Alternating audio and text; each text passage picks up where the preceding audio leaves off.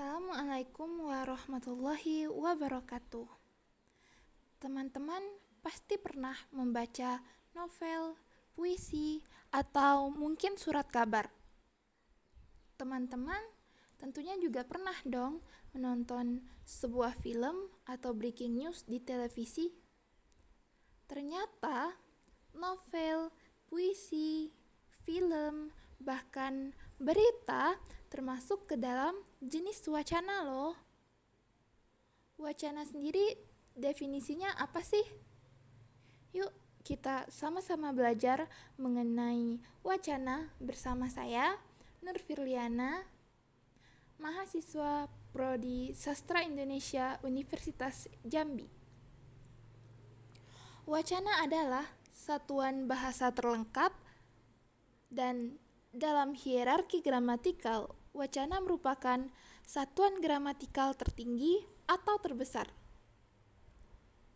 Wacana perlu dianalisis agar kita memahami kaidah kebahasaan yang membangun wacana sehingga kita mampu memahami maksud dari wacana.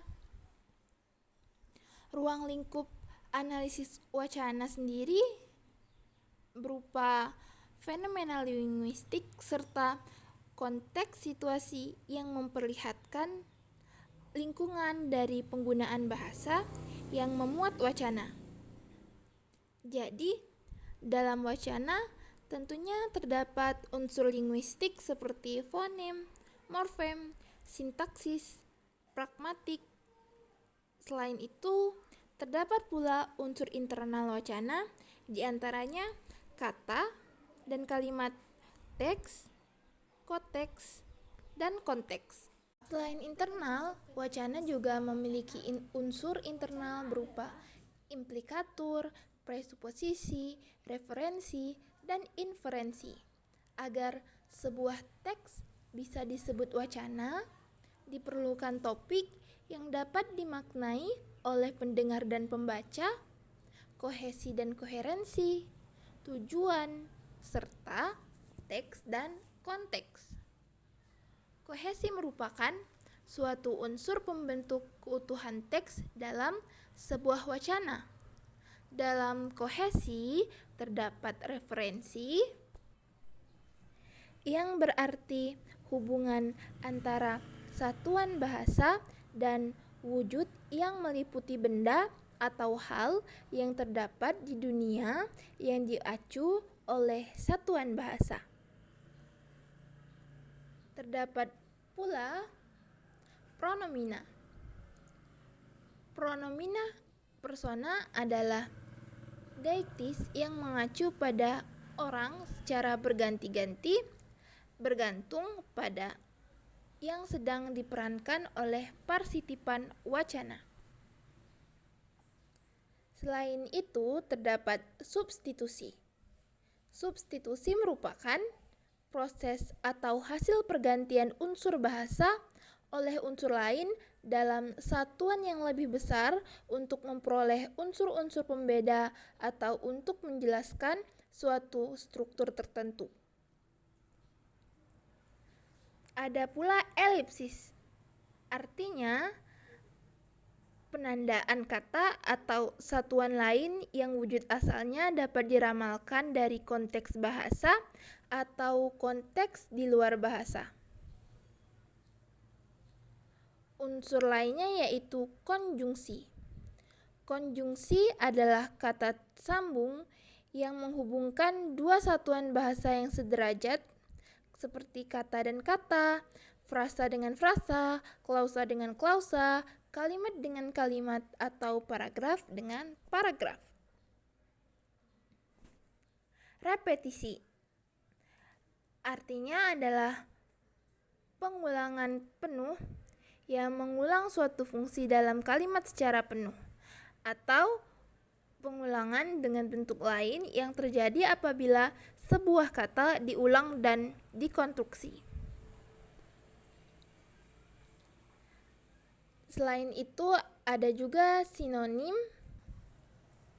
Lalu terakhir ada kolokasi. Kolokasi adalah suatu hal yang selalu berdekatan atau berdampingan dengan yang lainnya, yang biasanya diasosiasikan sebagai satu kesatuan. Setelah memahami mengenai kohesi, selanjutnya kita akan belajar mengenai koherensi. Koherensi adalah pengaturan secara rapi kenyataan dan gagasan, fakta dan ide yang menjadi suatu untaian yang logis sehingga mudah memahami pesan yang terkandung di dalamnya.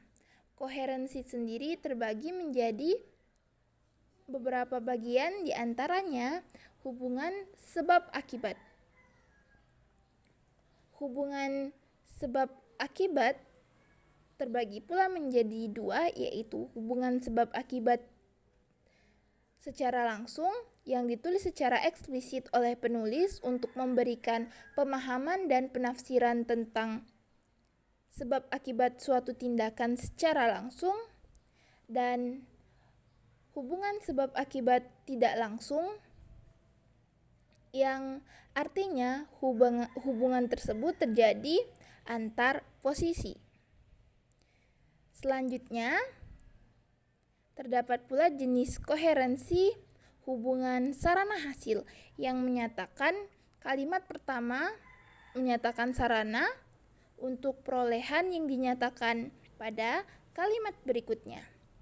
Hubungan sarana tujuan. Koherensi ini dinyatakan dengan kalimat kedua menyatakan syarat untuk terdapainya apa yang dinyatakan pada kalimat lain.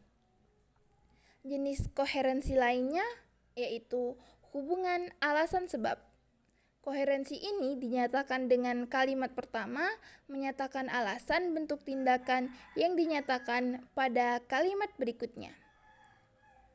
Lalu hubungan latar simpulan. Koherensi ini dinyatakan dengan salah satu kalimat menyatakan simpulan atas pernyataan pada kalimat lainnya. Hubungan kelonggaran hasil. Koherensi ini dinyatakan dengan salah satu kalimatnya menyatakan kegagalan suatu usaha yang dinyatakan pada kalimat lainnya. Hubungan syarat hasil.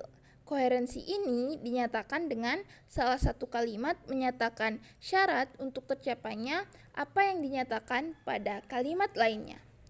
Hubungan perbandingan. Koherensi ini dinyatakan dengan kalimat pertama dibandingkan dengan yang dinyatakan pada kalimat berikutnya. Hubungan parafrastis. Koherensi ini dinyatakan dengan gagasan yang dinyatakan pada kalimat pertama dinyatakan secara lain dengan kalimat berikutnya. Hubungan implikatif. Koherensi ini dinyatakan dengan gagasan yang dinyatakan pada kalimat pertama diperkuat atau ditegaskan dengan gagasan pada kalimat berikutnya. Hubungan adiktif. Koherensi ini dinyatakan dengan gagasan yang dinyatakan pada kalimat pertama diikuti atau ditambah dengan gagasan pada kalimat berikutnya. Hubungan identifikasi. Dinyatakan dengan gagasan yang dinyatakan pada kalimat pertama diidentifikasi dengan kalimat berikutnya. Hubungan generik spesifik yang menyatakan gagasan umum atau luas, sedangkan kalimat berikutnya menyatakan gagasan khusus atau sempit.